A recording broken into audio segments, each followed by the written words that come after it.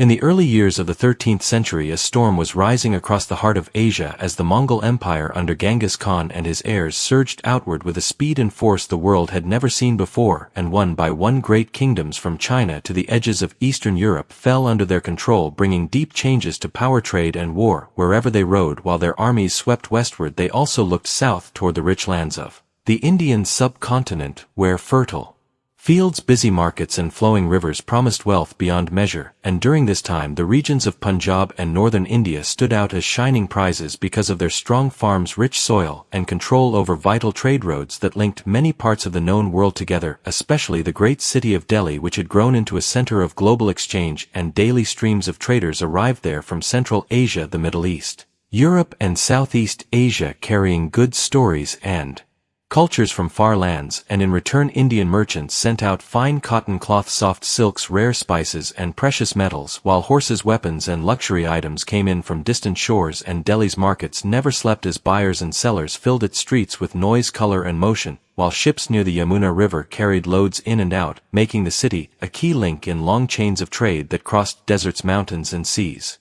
Among the most valued goods of this age were Indian cloth and fine fabric, which were prized for their beauty, strength and comfort, and textiles like muslin and silk traveled far beyond India to Persia, Egypt, and even parts of Europe, and the steady flow of this wealth did not go unnoticed by the Mongols, who lived very differently from the settled people of India because they did not build great cities or rely on farming villages, but instead moved across open lands with their animals and wagons, and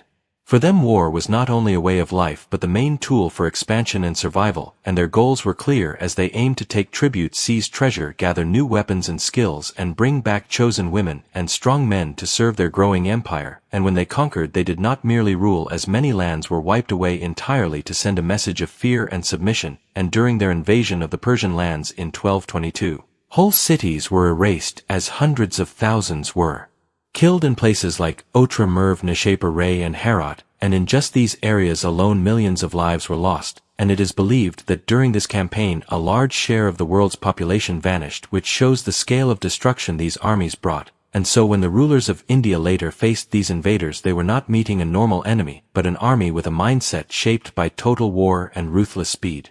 The first time Mongol forces touched Indian soil came through events beyond India's control, when in 1221 a Mongol unit chased a fleeing prince of the defeated Khwarezmian Empire named Jalal al-Din into the land of Punjab, and there a battle took place in unfamiliar heat and rough ground, and although Jalal al-Din escaped, his army was destroyed, and even after this clash the Mongols chose not to move deeper into the subcontinent, as the climate, terrain and distance worked against their quick style of war, so they turned back toward Central Asia. But they did not forget what they had seen, and in the years that followed their horsemen returned again and again to raid northern India, especially Punjab, forcing the rulers of Delhi to pour men, money and strength into defense instead of development, and the pressure grew heavier with time, as in 1241 a Mongol army struck hard and took the city of Lahore, one of the most important economic and military centers of the Delhi Sultanate, and news of this loss shook the royal court deeply, and only a few years later in 1245, the city of Multan fell as well, showing that the northern shield of India was breaking under constant blows. During the reign of Sultan Mahmud Shah from 1246 to 1266, the kingdom was torn by unrest and weakness, because India at this time was not a single united land, but a wide mix of people's beliefs and powers, where Hindus, Muslims, Buddhists and Jains lived side by side, and where local rulers often resisted the authority of Delhi, and many social groups rose in revolt, while the Rajput kings held their mountain forts and fought long wars of resistance, and regions like Gujarat, Bengal and the Deccan guarded their independence. And this endless inner fighting drained the strength of the Sultanate and opened the doors wider for foreign attacks, and along the northern borders the Mongols waited and watched for every sign of weakness. Although Mahmud Shah sat on the throne, the real power rested in the hands of his chief advisor Balban, a sharp and firm leader who had already proven his worth by breaking a Mongol siege at Yuk in 1246, and this victory raised him above all others in the court. And though Mahmud tried to calm the Mongols by paying tribute, Balban saw that this policy only invited more demands and more raids, and he knew that the old ways would no longer protect the land, and that a new path must be taken if India was to survive the coming storm. And so as Mongol attacks continued and pressure along the frontier increased, Balban began to shape a new vision of defense, one based not on fear or payment, but on strength, order, and steady resistance, and with the lands shaken by war within and danger from beyond, the future of northern India hung in the balance, as the shadow of the steppe riders stretched ever closer.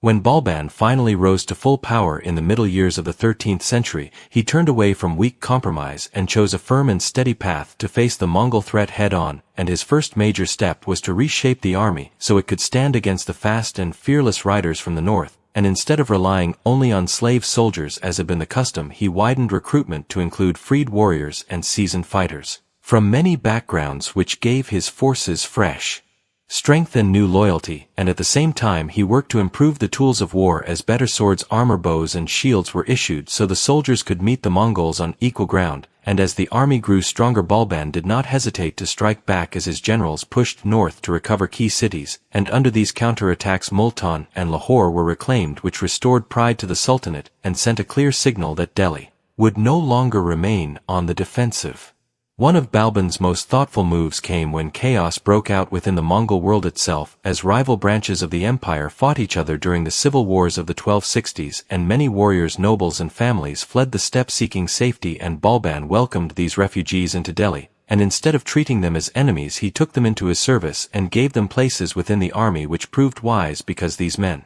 brought with them deep knowledge of Mongol methods, their speed, their feigned retreats, their striking patterns, and their ways of command, and this knowledge became one of the strongest tools in Delhi's growing defense, and within a few years the army of the Sultanate was no longer blind to Mongol strategy, but could now predict and prepare for it. By the year 1270 Balban moved north once more and reached Lahore, where he ordered the building of strong forts along the frontier, and this marked a turning point in the military history of northern India because thick stone walls, high towers, deep trenches, and hidden traps rose across the land, and permanent troops were posted within them to guard key passes and roads, and these fortresses were built on ground that could be easily seen and defended, allowing early warning of enemy movement, and this plan was shaped by lessons learned far away in Europe, where earlier Mongol invasions had shown that while open towns could be wiped away, strong stone castles often survived even the fiercest attacks, and Balban understood that walls and watchtowers could slow the speed of the Mongol horse and rob them of their greatest strength, which was sudden surprise. After several years, the wide frontier was divided into two main zones for defense, as Prince Muhammad Khan was given charge over Multan and Lahore, while Prince Bughra Khan was placed over Sunam and Samama, and this helped spread responsibility and allowed quicker response. But when Bughra Khan was later sent to rule Bengal, Prince Muhammad was left alone to guard the long northern wall, and in the years that followed his leadership proved vital, as repeated Mongol probes were beaten back, and their attempts to break into the plains failed again and again, and in 1279, when a Mongol force pushed into Delhi lands, they were driven away by Prince Muhammad's army, and though the danger did not fade, the frontier held firm through his efforts. In 1285, a large Mongol army launched a powerful attack against Punjab, and this time Prince Muhammad met them directly in battle and showed great courage, but during the hard fighting he was killed, and while the Mongols looted parts of the region, they failed to take the strong centers of Multan and Yuk, and once again they withdrew, and though the defense had worked, the cost was heavy, and the loss of his son struck Balban deeply, and he never recovered from the grief, and just 2 years later, in 1287, he passed away, leaving behind a land that had survived, but at great personal sacrifice, and soon after his death, the rule of the Khalji family began under Jalaluddin Khalji, who took the throne in 1290, and soon faced the same northern danger, and in 1292 he defeated a Mongol army near Baran, proving that the line of resistance still held strong. Yet the peace was brief, as in 1296 Jalaluddin was killed by his own nephew Alauddin Khalji, who took power with the help of trusted commanders such as Ulu Khan and Zafar Khan, and at this same time in Central Asia, the lands once ruled by Genghis Khan were broken into separate Mongol states, and among them the Chagatai Khanate stood nearest to India, and was ruled by Duwa, a man driven by the same hunger for conquest as his ancestors, and Duwa looked south and saw two clear reasons to strike at India, because the wealth of its cities was too great to ignore, and because all other paths of expansion led to conflict with other Mongol powers, and so India became the natural direction of his ambition. During the winter of 1297, a Mongol force rode into Punjab under orders from the Chagatai rulers, but they were met and beaten back by Ulu Khan, and soon after a second raid was stopped by Zafar Khan, and these defeats only fueled Duwa's anger and pride, and instead of retreating he began planning a much larger invasion, not to raid, but to conquer and rule, and by the end of the decade he prepared a force meant not only to test Delhi's walls but to break them forever. And with this growing storm gathering beyond the Indus River, the stage was set for one of the greatest trials in India's long history. In the year 1299, the ruler of the Chagatai Mongols Dua sent his own son Kutluf Khwaja at the head of a massive force with clear orders to take Delhi itself, and unlike earlier raids, this march was slow, careful, and restrained, as the Mongols avoided burning towns or tearing down forts along the way because they wanted to preserve their strength for the final battle, and during the long journey of many months they were often watched and harassed from a distance by Delhi's border guards in places like Multan and Samama, but both sides avoided full battle as each waited for the right time, and at last the Mongol army reached Kili only a short distance from the capital, and word of their arrival spread like fire across the countryside, and frightened villagers rushed toward the safety of Delhi's walls carrying what they could as the threat of invasion loomed near. It is said that Alauddin Khalji did not fully grasp the scale of the danger until the Mongols had already crossed the Indus River, and when the truth became clear he moved with speed and purpose as messengers rode across the kingdom calling loyal governors and commanders to send every man they could spare to protect the capital, and soon the fields near Siri along the banks of the Yamuna River filled with tents, horses, warriors, and elephants. And Alauddin gathered his officers for council, and in that meeting his uncle suggested trying talks with the Mongols to avoid ruin, but Alauddin rejected this path, firmly believing that any show of fear would weaken his rule and break the trust of his people, and he declared that the only answer would be open battle, and with that decision two of the greatest armies of the age prepared to face each other on the wide plains by the river. The Mongol force numbered between 50 and 60,000 mounted warriors, while Delhi gathered nearly 70,000 soldiers along with 700 war elephants, and both sides formed their armies in a center with wings on each side, as was the custom of the steppe warriors, and Kutluf Khwaja led the Mongol center, while a seasoned commander named Hylak held one wing, and another battle-tested leader named Targi controlled a hidden force of 10,000 men placed in ambush to strike when the enemy least expected it, and this use of surprise and fast movement was the heart of Mongol warfare, and every rider knew his place in this deadly design. On the side of Delhi, the left wing was led by the trusted General Nusrat Khan, whose cavalry was chosen for speed and sudden attack, while the right wing stood under Zafar Khan, who commanded horsemen, archers, and Hindu warriors together, creating a mixed fighting force that could strike both from far and near, and in the center, Alauddin himself commanded the elite guards forming the backbone of the army, while ahead of them Akat Khan led the vanguard meant to absorb the first clash, and Alu Khan waited with the reserves ready to support any point that came under heavy pressure, and in front of every division stood the great war elephants meant to break the enemy lines and shield the men behind them, and because the army stretched for miles, Alauddin ordered that no officer was to move without his command, and the penalty for disobedience was death. The battle began when Zafar Khan charged forward without waiting for orders and struck Hylak's unit, and at first the Mongols gave ground, and appeared to flee, and driven by bold courage and past victories, Zafar Khan pursued them far from the main army, riding for nearly 55 kilometers, and in his haste, he left behind his slower troops and much of his support, and what he did not know was that the retreat was a trap, one of the oldest tricks of the steppe, and soon Targi's hidden force surged forward and cut off Zafar Khan's path back to the main camp, and in moments he found himself surrounded with only a small number of horsemen still at his side, and some say that Alauddin held back help on purpose to punish Zafar for breaking orders, while others believe that jealousy also played a silent role because Zafar's earlier victories had raised him high in fame, while other generals had been away fighting elsewhere, and ancient accounts even hint at secret plots made against him.